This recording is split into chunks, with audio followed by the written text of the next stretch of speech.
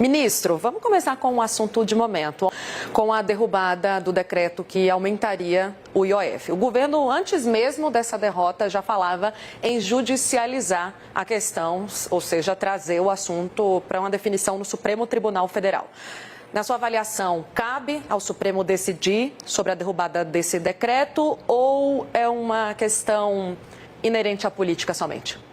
Não, a questão, Tainá, é inerente à política. Nós temos visto já por semanas esse debate. Mas é possível, tem até precedentes em que o decreto legislativo exorbite limites constitucionais, que isso seja questionado. Mas eu não tenho elementos para fazer, obviamente, esse juízo. O ideal é que houvesse uma composição no campo político e que houvesse um encaminhamento, como se estava a prenunciar, com a possibilidade até de uma mini reforma fiscal, com alterações a partir daquele projeto de lei que está, acho que, sob a relatoria do presidente Arthur Lira. Então, vamos aguardar os encaminhamentos, devem estar ocorrendo muitas conversas nesse momento em Brasília, para que saibamos se o passo último, a última ratio será a judicialização. Decisão essa que, segundo o ministro da AGU, cabe hoje ao presidente da República. Então pode ser que a gente tenha algum retorno ainda nesta quinta. Gustavo Uribe, é contigo agora.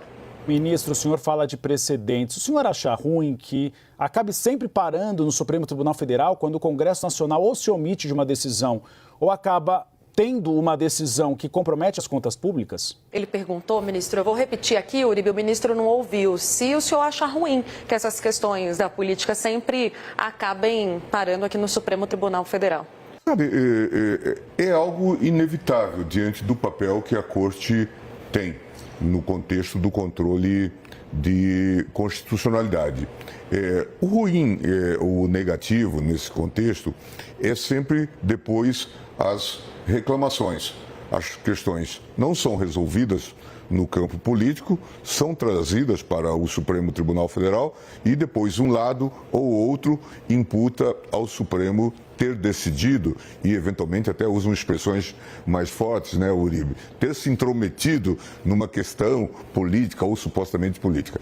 O Supremo não cuida de questões puramente políticas. Elas, claro, elas são políticas porque dizem respeito à divisão de poderes e tudo mais, mas o tribunal só interfere quando vem uma questão relevante do ponto de vista constitucional. Avanços de prerrogativas, é o que a gente ouve muito, né, ministro? A nossa especialista em judiciário, a analista Luísa Martins, também vai participar da entrevista. Se o senhor não ouvir, eu repito aqui a pergunta na sequência. Luísa, contigo. Vamos lá. Boa tarde, Tainá, ministro, todos que estão conosco hoje. Eu queria perguntar sobre o PL da anistia, né? A gente tem visto... Boa tarde. A gente tem visto essa discussão, né, sobre a anistia aos envolvidos no 8 de janeiro e até uma informação que foi trazida pela própria Tainá e pelo Uribe conta ali sobre uma nova versão desse projeto que retiraria os agravantes, alguns dos agravantes dessa pena, permitindo que esses condenados pudessem cumprir a pena em regime aberto ou semiaberto. Qual a sua avaliação em relação a essa medida e ao avanço mesmo dessas discussões no Congresso Nacional? Vamos aguardar o trâmite desse debate. Nós temos ouvido que haveria um projeto no Senado Federal, até supostamente de autoria do presidente, ex-presidente Rodrigo Pacheco, que não trataria da anistia, mas de uma nova conformação das penas. E nesse caso, como uma lei posterior, ela que traga melhorias para a situação, se aplica retroativamente, repercutiria ou poderia repercutir sobre os processos. Mas isso já existe, essa informação já existe de algum tempo e ainda não concretizou-se. Então é preciso que nós aguardemos esses desdobramentos. A notícia boa que nós temos, Luísa, é que avançamos muito no reconhecimento desses casos de prisões humanitárias. Muitas pessoas já foram para casa por prisão domiciliar, ou por terem filhos, ou por terem doenças, ou por estarem, em suma, acho que esse quadro, em relação aos presos do 8 de janeiro, já se distensionou bastante. Ministro, vamos falar um pouquinho sobre a agenda aqui no Supremo também. Amanhã tem previsão de encontro do ministro Flávio Dino. Ele que é relator sobre questões relacionadas a emendas parlamentares, o que gera algum ruído com o Supremo Tribunal Federal, ali junto ao Congresso, desde o final do ano passado. Tem a previsão de uma audiência pública amanhã entre o ministro, alguns especialistas e a cúpula do Congresso Nacional para falar sobre emendas. Vai e vem, o ministro está questionando o Congresso sobre rastreabilidade e transparência das emendas a partir de acordos feitos com os legisladores anteriormente. É possível vislumbrar um caminho para, a partir de amanhã, se chegar a um denominador comum em relação às emendas e evitar esse vai e vem e esse desgaste entre os poderes, ministro? O senhor acha que amanhã é possível solucionar esse impasse sobre as emendas ou é algo que vai se perpetuar porque há um entendimento diferente entre o Congresso e o Supremo? Eu acho, Tainá, que já avançamos bastante nessa temática.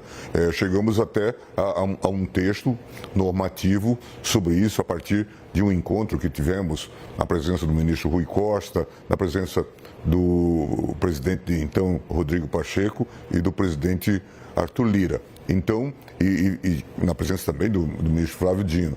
E chegamos a um entendimento.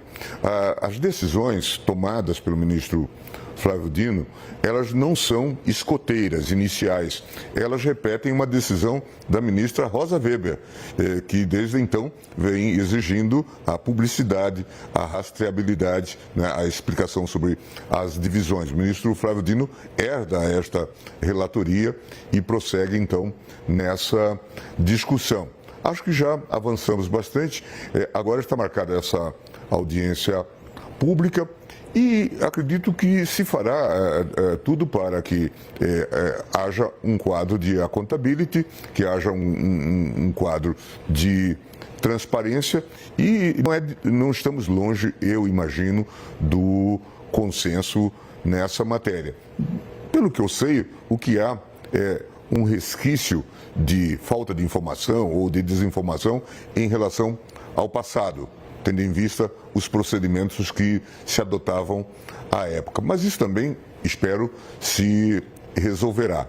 O grande debate, mas esse não se faz aqui, de novo volta ao terreno da política, é se o montante destinado às emendas, se ele não é exagerado, se ele não está tirando prerrogativas do executivo. Mas isso é uma história que remonta ao governo Dilma, aquele embate com o Eduardo Cunha, e a partir daí surgiram as emendas impositivas e isto foi num crescente, o aumento das emendas a cada ano nesse perfil. Essa é uma questão que certamente nós vamos ter que cuidar no futuro. Nós aqui, estou dizendo, não necessariamente não o Supremo Tribunal Federal, estou dizendo a própria política vai ter que encaminhar essa temática. Interessante. Gustavo Uribe, contigo agora.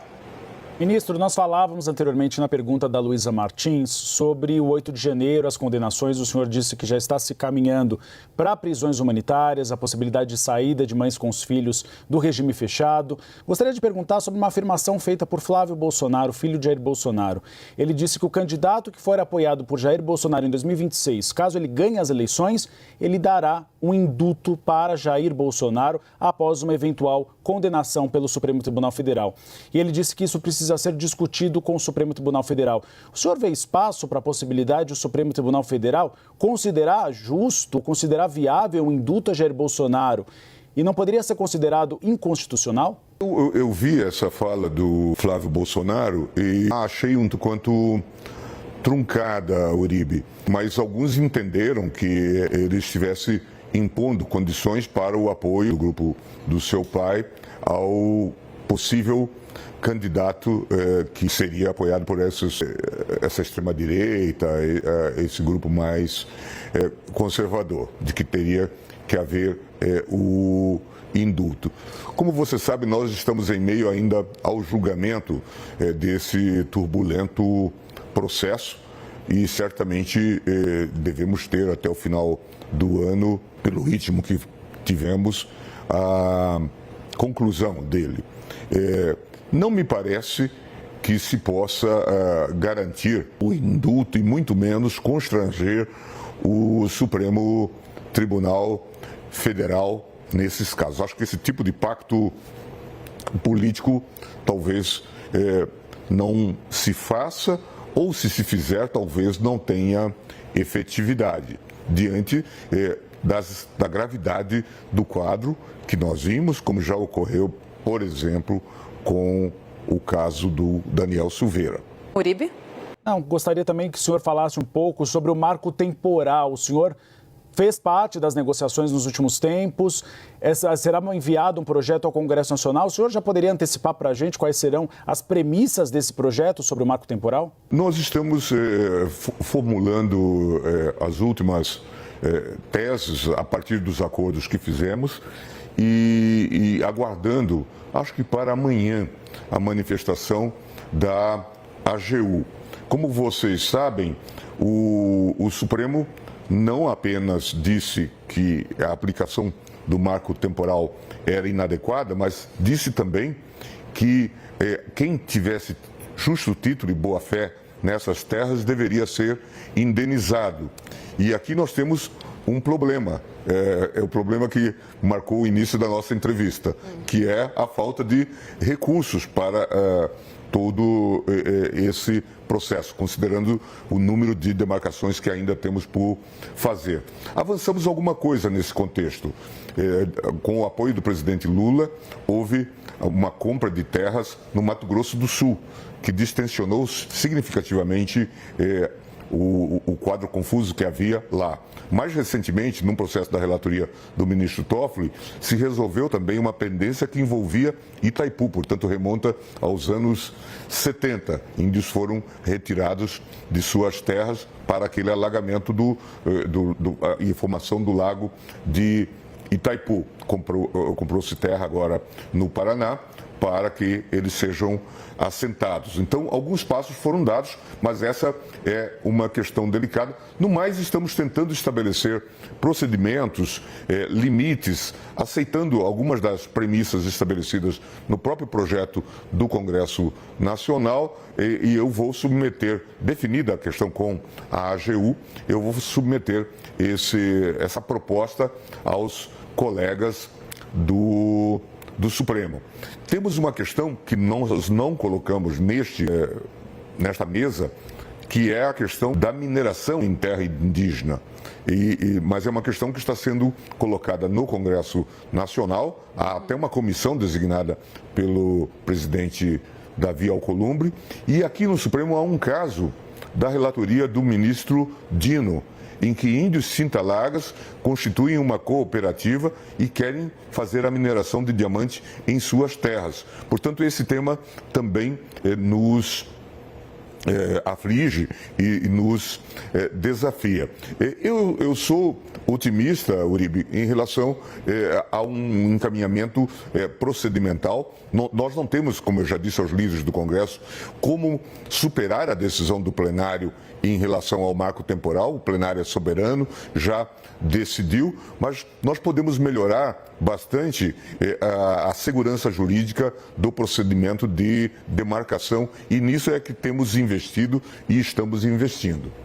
Ministro, a Luísa quer fazer mais uma pergunta. A gente tem outros assuntos para abordar, mas antes da gente caminhar aqui, eu queria olhar um pouco mais para a pauta do Supremo. Tem um outro assunto super importante sendo debatido aqui, que é as Big Techs. Sim. Né? A regulamentação, a responsabilização pelos conteúdos criminosos publicados por terceiros, a maioria já formada, a despeito de 2 votos divergentes para manter as regras atuais. Bom, eu queria a sua avaliação, ministro, a partir dessa decisão do Supremo, o que pode vir, porque o governo não conseguiu caminhar nisso, tem um projeto parado na mesa do presidente da República, o governo não conseguiu se entender sobre um projeto em relação à responsabilização das redes.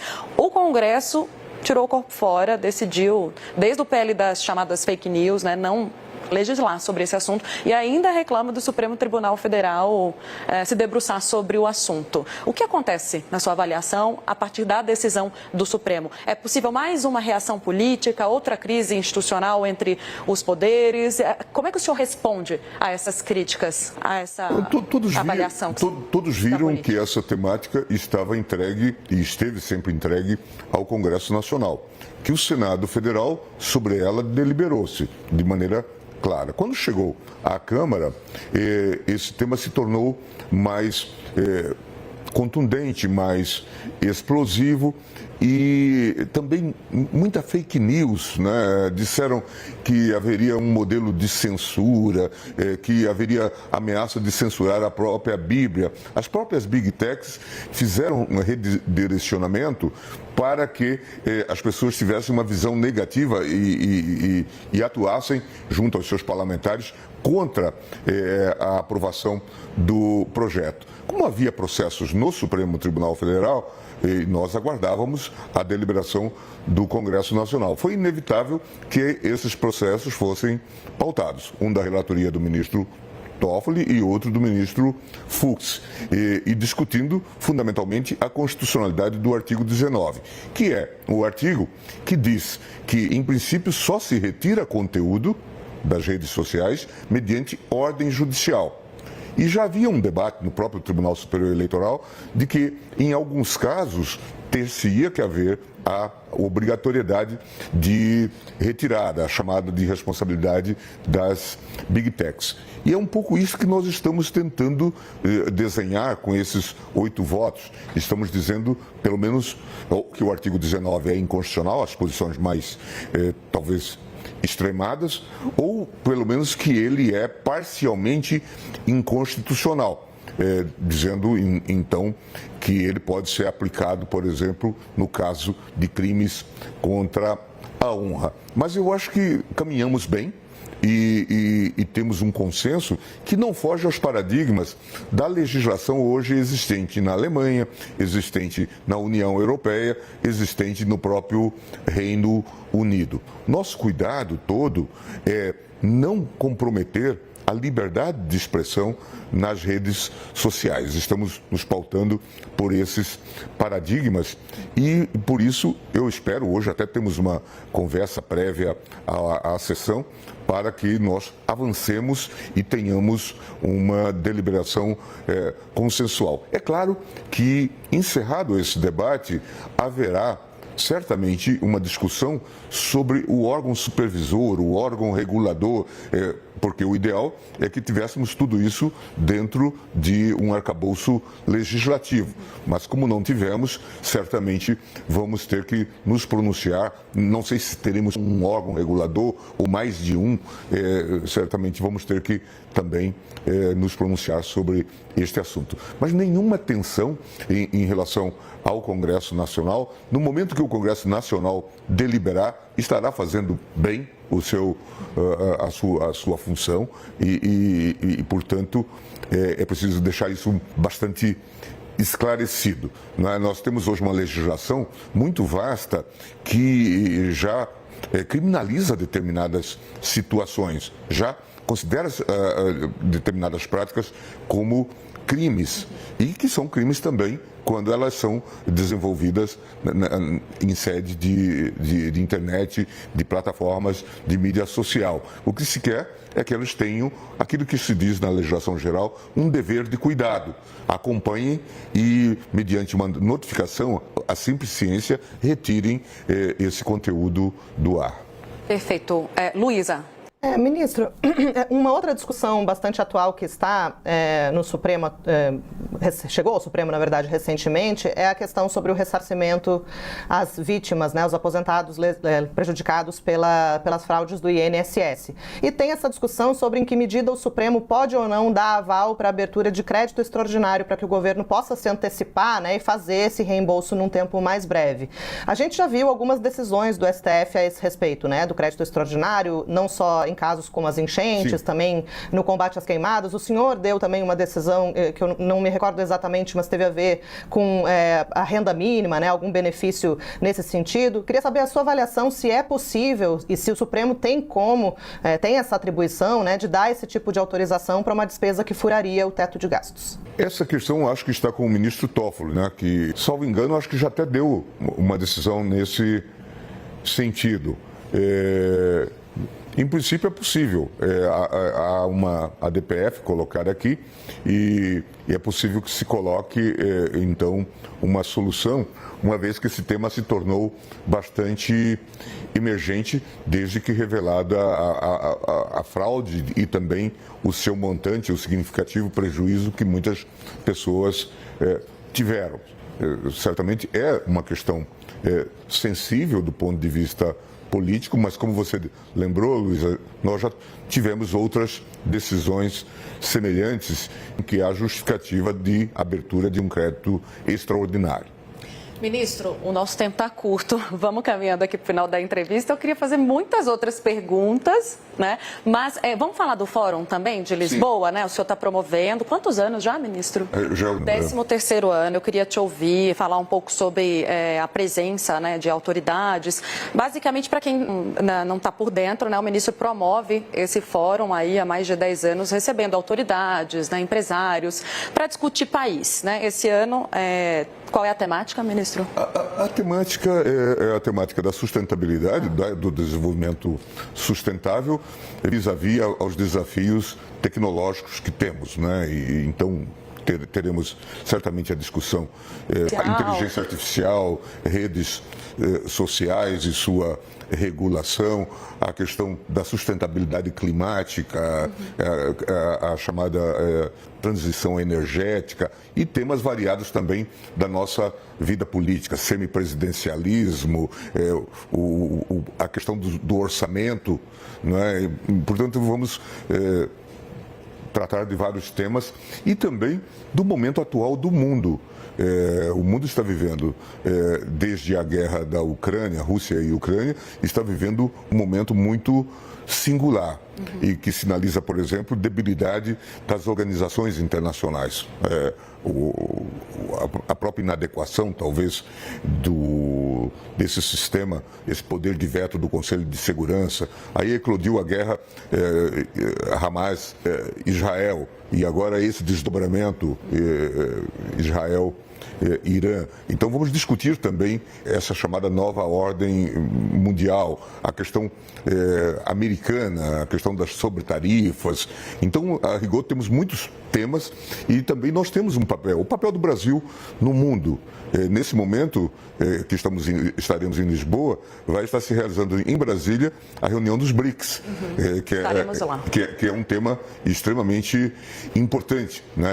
Esse novo bloco, ele de fato consegue responder às demandas e pode ser um player nesse novo contexto, então é relevante. Também a questão Mercosul, União Europeia, que muitos davam esse acordo como perdido, né? Agora, diante desse novo contexto internacional e da própria necessidade da Europa de ter novos parceiros, este assunto voltou à mesa e muitos já prognosticam que para o final do ano nós teremos a assinatura definitiva e a aprovação do acordo. Tudo isso estará em panorama nesse chamado Fórum de Lisboa. Indubitavelmente é um fórum que promove, né, traz contribuições para o debate público, ministro, mas eu não posso deixar de fazer uma provocação. Por que Lisboa e não trazer o debate aqui para o Brasil? Nós fazemos debate todo ano no Brasil sobre os mais diversos temas. A pergunta que nós nos fizemos lá atrás, há 13 anos, foi por que não fazer fora do Brasil? E a ideia de fazíamos um grande congresso de direito constitucional e então decidimos que poderíamos fazer, talvez em Lisboa, por razões mais ou menos conhecidas, inclusive da facilidade de deslocamento para lá, um fórum e que unisse inicialmente portugueses e brasileiros num fórum internacional. Inicialmente era um fórum jurídico, mas recentemente nós retiramos a ideia de um fórum jurídico porque a temática, como se vê, é bastante ampla, bastante larga. Estamos discutindo administração pública, direito internacional, e estamos discutindo também as condições da ordem jurídica mundial, em suma, temas os mais diversos, a economia mundial. E aí começamos a fazer e isso despertou um imenso interesse. E é curioso, o Fórum de Lisboa, ele propicia aos palestrantes que para lá vão, depois também fazer um tipo de imersão, temáticas correlatas. A gente encontra, por exemplo, governadores que são palestrantes, depois participando de debates nas chamadas mesas paralelas. Então, por isso, parece vantajoso, até do ponto de vista metodológico, até mesmo acadêmico, que se faça fora de Brasília e fora do Brasil, porque as pessoas vão para esses 3 dias quase que num processo de imersão, de envolvimento com as questões que estão sendo discutidas. Eu vi, por exemplo, num desses fóruns, o governador Caiado, que não era debatedor naquela situação, suscitando debates e corrigindo um expositor, portanto ele estava na condição de assistente, né, assistindo e acompanhando uma questão sobre meio ambiente, salvo engano. São episódios que normalmente a gente não vivencia aqui, né, tendo em vista que os palestrantes dão as suas palestras e se retiram. Perfeito. Ministro, a última pergunta com Gustavo Uribe, então, Uribe, para a gente poder encerrar. Rapidamente sobre o Fórum de Lisboa, ministro. O presidente do Chega, o André Ventura, deu uma declaração na imprensa portuguesa dizendo que pretende investigar o Fórum de Lisboa. O senhor pretende conversar com ele, esclarecer que não há necessidade disso? Eu acho que os nossos partners portugueses podem dar esclarecimento. Tudo indica, considerando o contexto da política portuguesa, que o André Ventura está a responder a impulsos dos nossos políticos brasileiros, né? Tanto é que, tão logo ele fez essa declaração, havia logo um Twitter do Eduardo Bolsonaro. Me parece que é uma mistura que também se faz na política portuguesa. Hoje se estima que 400 mil brasileiros votam nas eleições portuguesas e, portanto, talvez o presidente do Chega esteja falando para esses eleitores. Mas não há nenhum problema, o fórum é absolutamente transparente, feito por instituições extremamente responsáveis, o IDP, a FGV, a Faculdade de Direito da Universidade de Lisboa, apoiado pelo FIB. Portanto, na verdade, se houvesse investigação, ela resultaria inefetiva, não há nenhum problema quanto a isso. Ministro, muito obrigada. Eu preciso liberar, quero até pedir desculpas, porque atrasei aqui a conversa, acabou atrasando o almoço do ministro, mas foi ótimo que a gente conseguiu perpassar por vários assuntos que são muito caros, né, à nossa população, a quem assiste também ao Bastidores. Em nome do nosso jornal, a entrevista. Eu que agradeço também.